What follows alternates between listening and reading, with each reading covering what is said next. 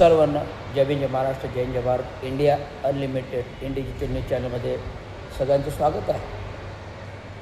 आज महाराष्ट्राची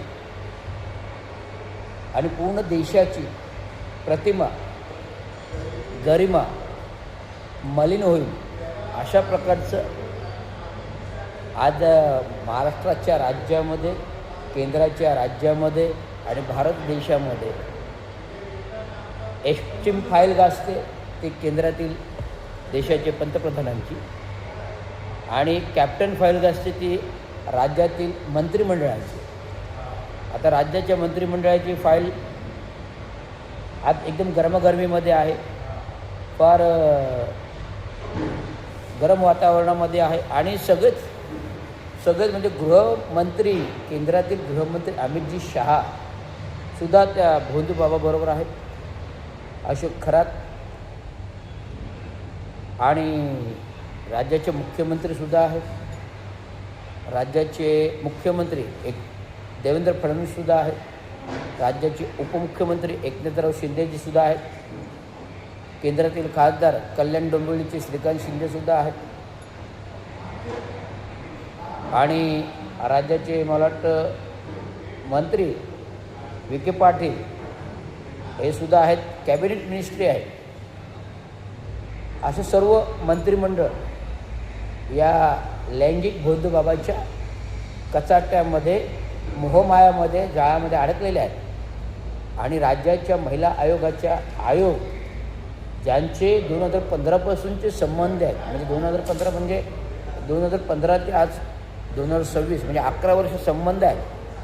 अगदी टी व्ही मीडियावर जे काही फोटो व्हायरल होतात, हातात हात गाळून, एकमेकाला घास भरवून, या सगळ्या गोष्टी धुरंधर पद्धतीने चालू आहेत. तर मला काय सांगायचं आहे, राज्यातील संपूर्ण 13.5 कोटी जनतेला महाराष्ट्रातील एक आव्हान आहे, आणि संपूर्ण 140 कोटी जनतेला आव्हान आहे.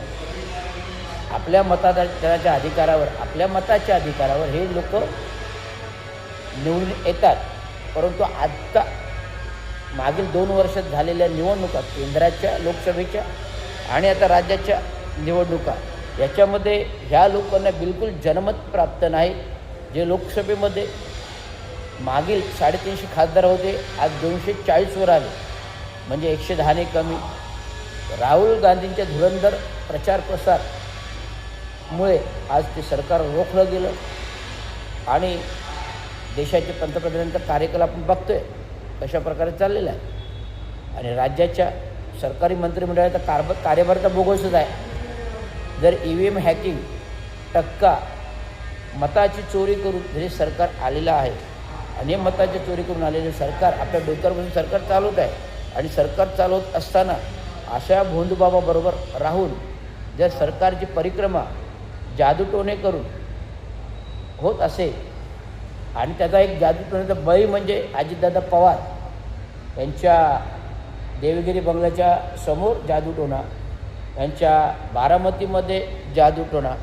त्यामुळे हा जो काही प्रकार आहे जादूटोणाचा, अंधश्रद्धेचा, त्याच्यामुळे एक धुरंधर असे अजित पवार उपमुख्यमंत्री हे अपघाती निधनाने आपल्याला गमावं लागलेले आहे. त्याच्यामध्ये काय ढोरे, काय बंडे काय आहेत, त्याचा ब्लॅक बॉक्स का जळाला, कसा जळाला, याचासुद्धा आता पत्ता नाही. त्याचा ब्लॅक बॉक्सचा अजून रिपोर्टच नाही आहे. त्यामुळे एक संशयास गोष्ट महाराष्ट्रामध्ये धुरंधर घडते आणि घडली आहे. 28 जानेवारीला अजित पवारांचं अपघाती निधन होतं, आणि निधनांती त्याच्यापूर्व झालेल्या महारत्नाच्या घोटाळ्याबाबत चर्चा गाजत होती. परंतु आज जे काय राजकारणामध्ये होते, ते सर्व मंत्रिमंडळ हे काय धागे गोंडेमध्ये अडकलेले आहेत, भोंदूबाबाबरोबर अडकले आहेत. सर्वांचे फोटो आलेले आहेत. त्यामुळे पूर्ण छत्रपती शिवाजी महाराजांनी घडवलेला राज्य, जे डॉक्टर बाबासाहेब आंबेडकरांनी घडवलेले संविधानिक राज्य, आज पूर्ण प्रतिमा मलिन जर होत असेल, तर राज्यपालांना विनंती आहे की तुरंत यांनी सरकार बरखास्त करावं, आणीबाणी लागू करावी. हा घटनेचा, राज्यशाहीचा अधिकार आहे, आणि त्याचा अहवाल राष्ट्रपतींना कळून तुरंत त्यांनी सरकार बरखास्त करावी, आणीबाणी लागू करावी. एवढे सांगत जय भीम, जय महाराष्ट्र, जय हिंद, जय भारत.